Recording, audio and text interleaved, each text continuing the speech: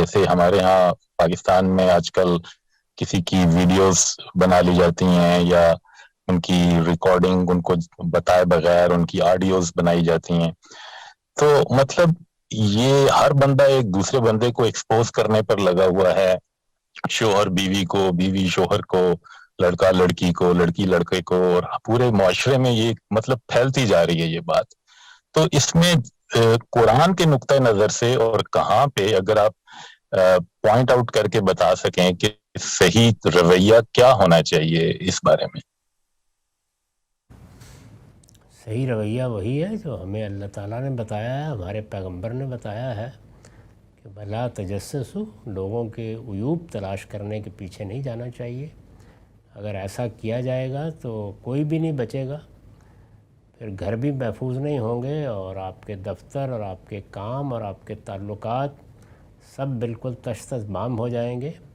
ہمیں یہی تعلیم دی گئی ہے کہ ایسی چیزوں کو نمایاں کرنا یا ان کے پیچھے پڑنا یہ اپنے آپ کو اور پورے معاشرے کو خطرے میں ڈالنا ہے. اس سے اجتناب کرنا چاہیے.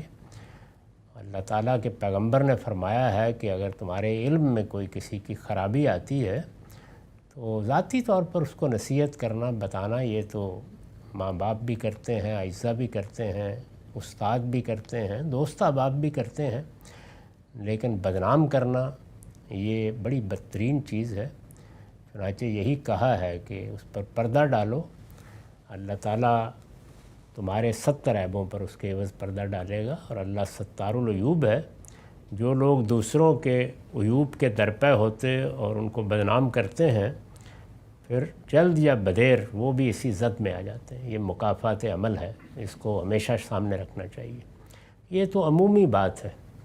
لیکن اگر کوئی ایسا معاملہ ہے جس کا تعلق لوگوں کے حقوق سے ہے یا کسی جرم سے ہے، کسی جگہ چھپ کر لوگ کوئی جرم کر رہے ہیں، اس کے معاملے میں تجسس کرنا، اس کو تلاش کرنا، یہ سب بالکل جائز ہے. اور اس کو ان لوگوں کے حدود میں ہونا چاہیے جن کو یہ ذمہ داری دی جاتی ہے.